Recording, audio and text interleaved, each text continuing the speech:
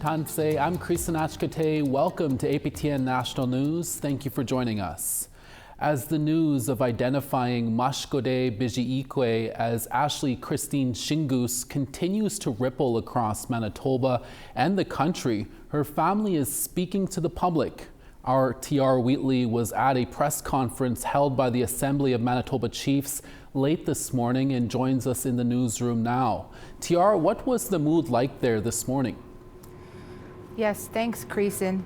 In a very intimate setting inside the Anishinaabe office in downtown Winnipeg, Ashlee Christine Shingoose's parents, Albert and Teresa Shingoose, spoke to a room full of reporters. Now, upon stepping up to the podium, Albert told everyone in the in the room that we all needed to smile and that we need to be happy.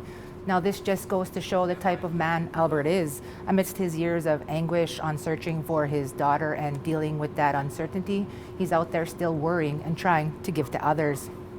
The family took the time to speak gently about their daughter, the mom saying how she admired how good of a parent Ashlee was. She said that Ashlee originally moved to Winnipeg because there was a shortage of housing in the remote fly-in community of St. Teresa Anishinaabe Nation in northeastern Manitoba. Now, to put some context to that, there's roughly about 300 homes to over 3,600 people there. So Ashlee, the mother of three, she was last seen on March 11, 2022. What we now know is that she was the first victim of a serial killer who is now serving a life sentence for her, Rebecca Contois, Morgan Harris, and Mercedes Myron. Now, at their own press conference yesterday, the police announced that they got new information from the serial killer that led them to finding Ashlee's DNA on a pair of pants from his apartment. Now, originally during court last summer, the only DNA that we heard about was that from Ashlee was on a cigarette, but police also announced they believe Ashlee's remains are in the city-owned Brady landfill south of the city. Manitoba's Premier Wab Kinew also announced they will lead the search at Brady, and all levels of government, including the Winnipeg Police, would assist. News that Albert also encourages. We need youth.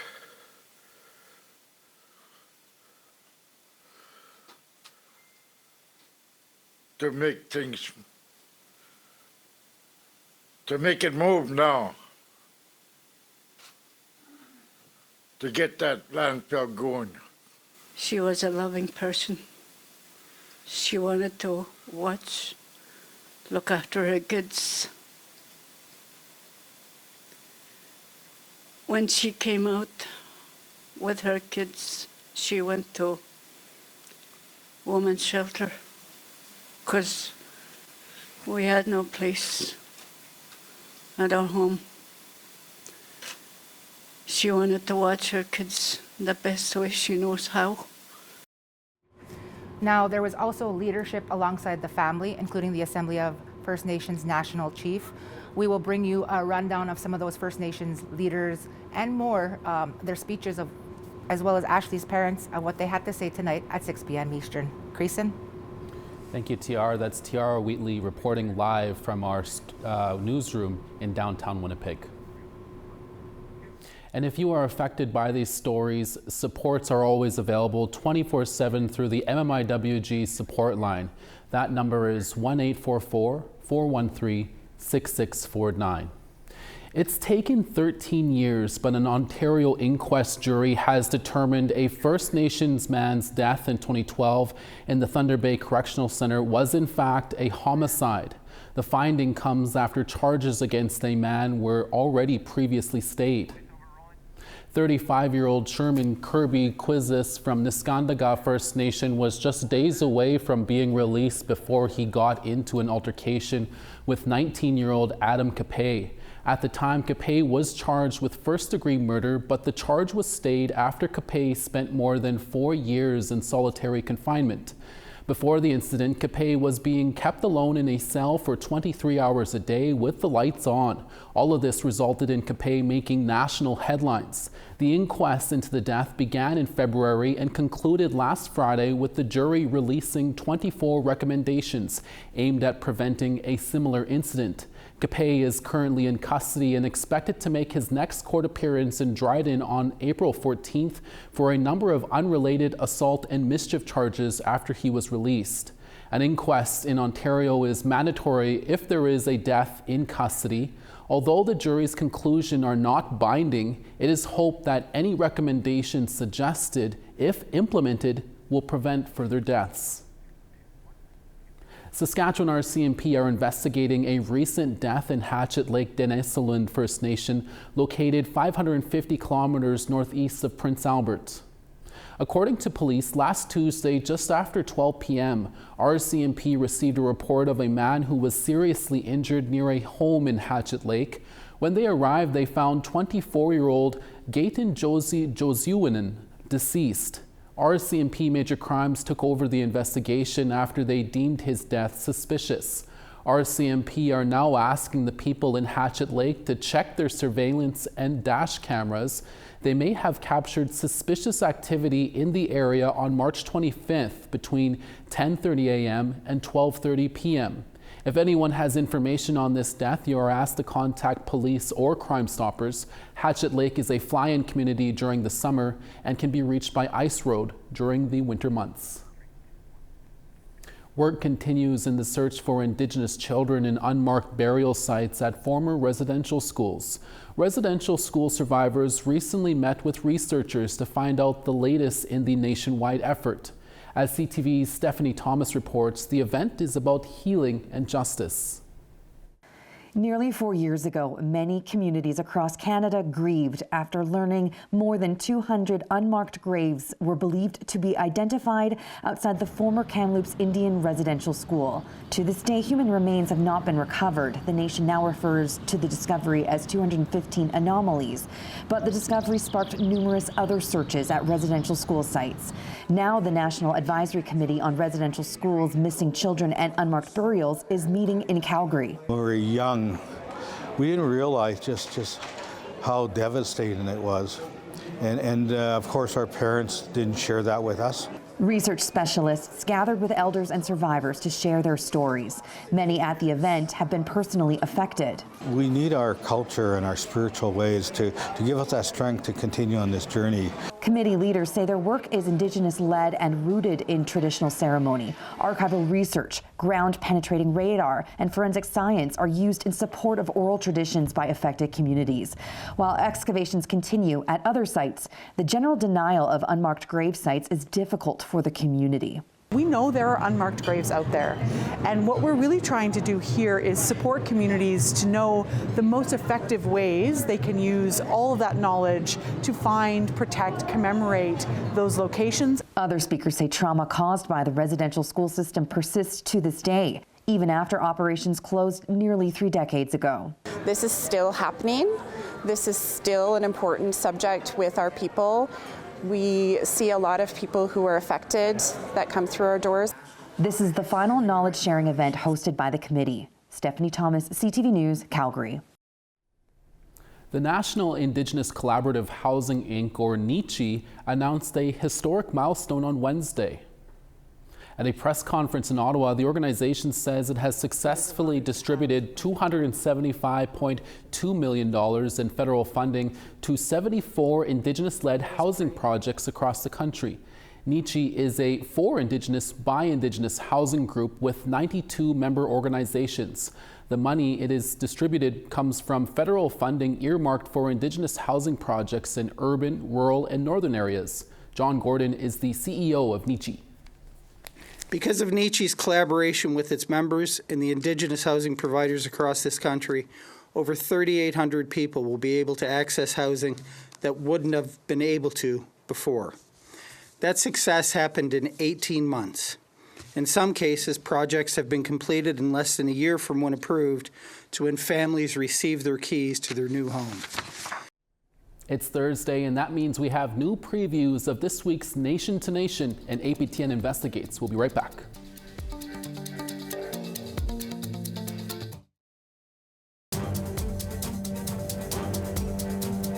Welcome back. A strike of Métis CFS workers in Manitoba has people talking. While they fight for higher wages, the issues around funding within the CFS system are brought to light.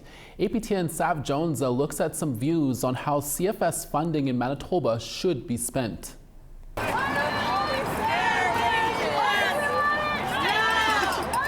On Tuesday, more than 100 CFS workers with the Métis Child and Family Services Authority in Manitoba went on strike. They want wage parity, meaning the same pay as CFS workers employed by the provincial government. Kyle Ross is the president of the union. These workers have the same education.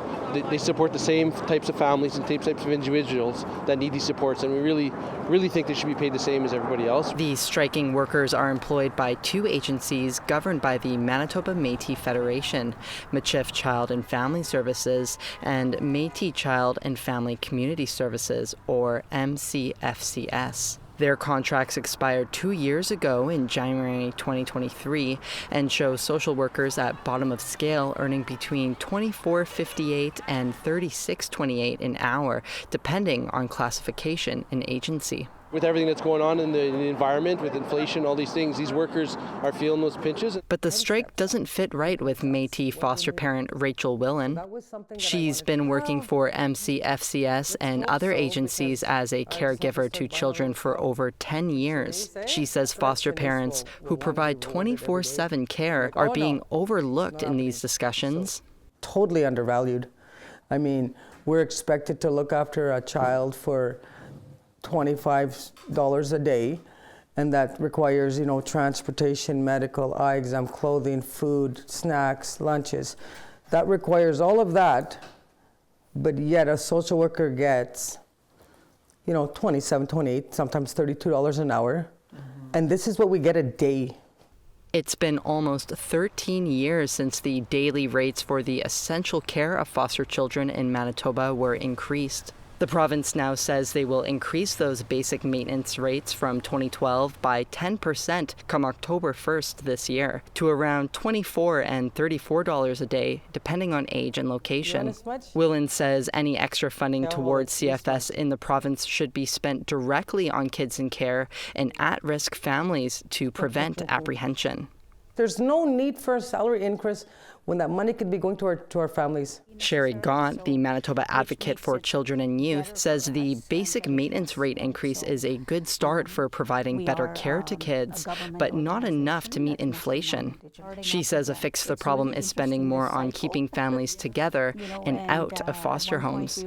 Children deserve to be raised by their own families, and children deserve to know who they are and where they come from, and be able to identify with their own families rather than coming into foster care. Kinship caregivers who provide care to family members in the system currently receive less than foster parent rates. Manitoba Families Minister Nahani Fontaine said in an emailed statement on March 7th that the province will be investing $10 million towards customary and kinship caregivers who provide care to those family members. The Manitoba Métis Federation laid off 63 workers about 2 weeks prior to the strike, citing lack of funding resulting from jurisdictional disputes between the province and federal government on who should pay. MMF Minister of Housing Will Goodon commented on the strike in an unrelated interview. Minister of yours and President Chartrand have made it clear on several occasions that at the end of the day it is the children and it is the families, and that's why we fought so hard to have our own authority and agencies to keep those kids in community, in family, and the funding, the fight over the funding is tough. Because I don't think anyone wants to see what's happening. The CFS system has been plagued with troubles and criticism for years. But no matter where you think funding should go, the kids appear to be on everyone's mind. And all these issues need to be addressed. It's not as simple as one or the other. I think we have to address them all if we really want to have a quality system and if we want to try and avoid the issues that come later if these families don't get the supports. The strike will continue until a deal is reached. Sav Jonesa, APTN National News, Winnipeg. It's Thursday, and that means Fraser Needham is here, joining us from Ottawa to tell us what's ahead on Nation to Nation. Fraser? Coming up after the evening news, Canadian voters go to the polls on April 28th. Pam Palmer of Toronto Metropolitan University is here to tell us how the campaign may play out for Indigenous voters. There are a number of initiatives in this election targeted at Indigenous voters. Susan Tarosian of Elections Canada drops by to tell us what they are. And veteran Anishinaabe journalist Duncan McHugh is also here to tell us about a new certificate program in Indigenous journalism at Carleton University. All this ahead on Nation to Nation. Thank you, Fraser. Indigenous police forces across the country are battling soaring crime rates, a worsening drug crisis, and a funding model that doesn't recognize them as essential. Coming up this week on a special three-part series, Inside Policing, APTN Investigates heads to the front lines to find out the true cost of underfunding First Nations policing in Canada. Here's a preview.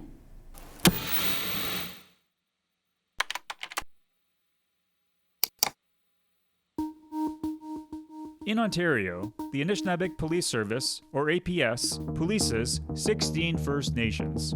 Some detachments serve multiple communities. Until recently, the APS detachment serving Netamazaga-Beg Nishnabeg was based in a different community, about 75 kilometers away, meaning it could take 45 minutes or more to respond to emergency calls here. And there have been many. I absolutely understand why people are frustrated. I mean, there has not been enough police presence in this community. 2024 saw stabbings, home invasions, and out-of-town drug dealers moving into the territory. In November, the Band Council declared a state of emergency because of organized crime, addiction, and violence. Hence, the rush to move a detachment into the community. You know, I don't feel like we are adequately serving our communities because we don't have enough bodies to work 24/7. It's not fair to the communities that we police, and it's not fair to the officers. Duncan hopes to be part of the solution here. For almost 7 years, she has been patrolling with APS. But this is one of her first overnight shifts in Netamazaga-Beg Nishnabeg. She knows she'll mostly be meeting people in less than ideal circumstances. One of the night's first calls, a next of kin notification. We're really sorry for your loss, okay? But we have some details to share with you. Out of respect for the family, APTN Investigates did not film this interaction. Are you here by yourself? Do you need victim services or anything? And you can catch APTN Investigates Inside Policing Essential Service airing this Saturday on APTN. We're always looking for your feedback or story ideas. Here's how you can continue the conversation with us. If you have a story you want to share, send us an email to news@aptn.ca. To read and watch our stories, you can go to www.aptnnews.ca. You can also find us online on your favorite social media sites, including TikTok, YouTube, LinkedIn, and X. Follow APTN News to join the conversation and see our latest stories. We now want to tell you about this week's third web poll question. Over on our website, we ask, do you think Indigenous-led initiatives within police services can lead to real change? Your answers are yes, no, or unsure. Go to our website at www.aptnnews.ca/polls to have your say. Howie Mandel recently hit the golden buzzer for a Mi'kmaq singer who gave an emotional performance about Canada's residential school system. That story when we come back. Stay with us.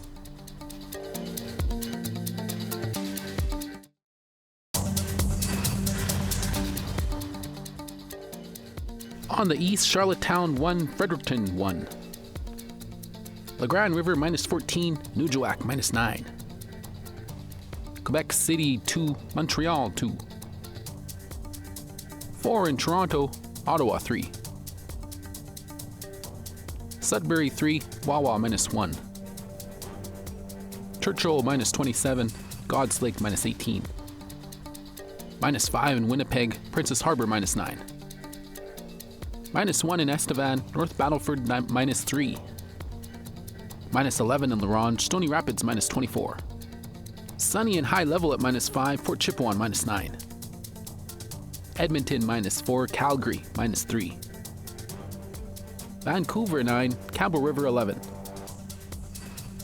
Prince George 2, Smithers 8. 3 in Whitehorse, Watson Lake -3. -15 in Yellowknife, Fort Simpson -6. Fort McPherson -16, Inuvik -17. -25 in Baker Lake, Cambridge Bay -26. Arctic Bay -26.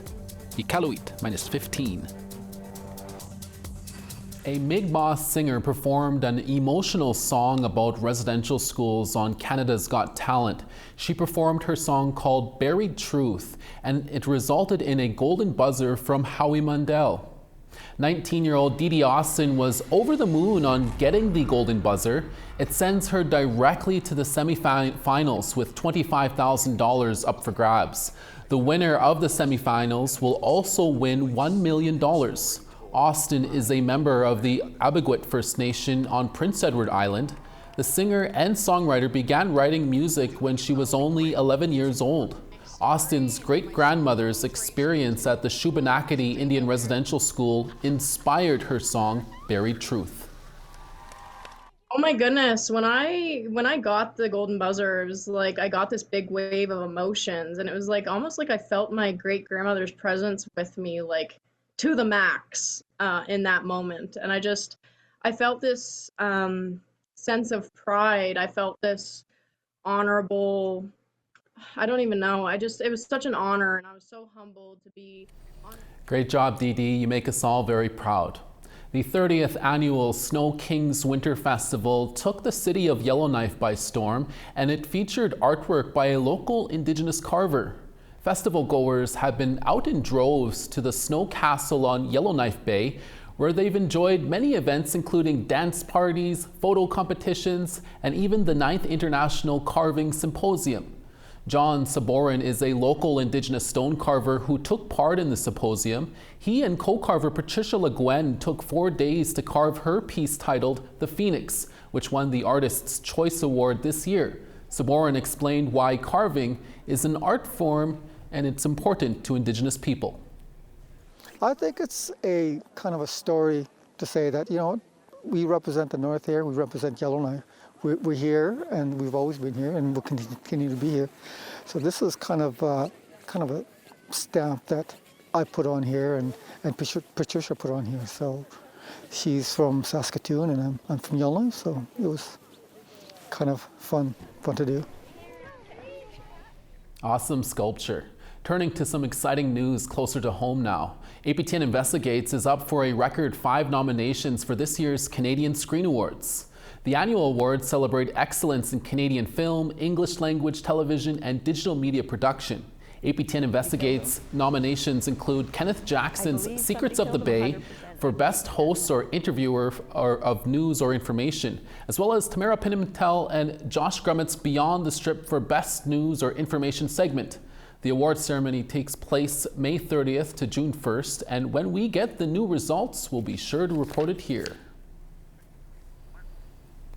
Congrats to our APTN Investigates team, and make sure to watch their latest episode of Part 1 of Deadly Force, an inside look at the police-involved deaths of 2024. Part 2 will air this Saturday. And that's your daytime newscast for this Thursday. Dennis Ward is back for your evening newscast and a new edition of Truth in Politics. Please join us then. From all of us at APTN National News Daytime, thank you for watching, and we'll see you again. Excellent.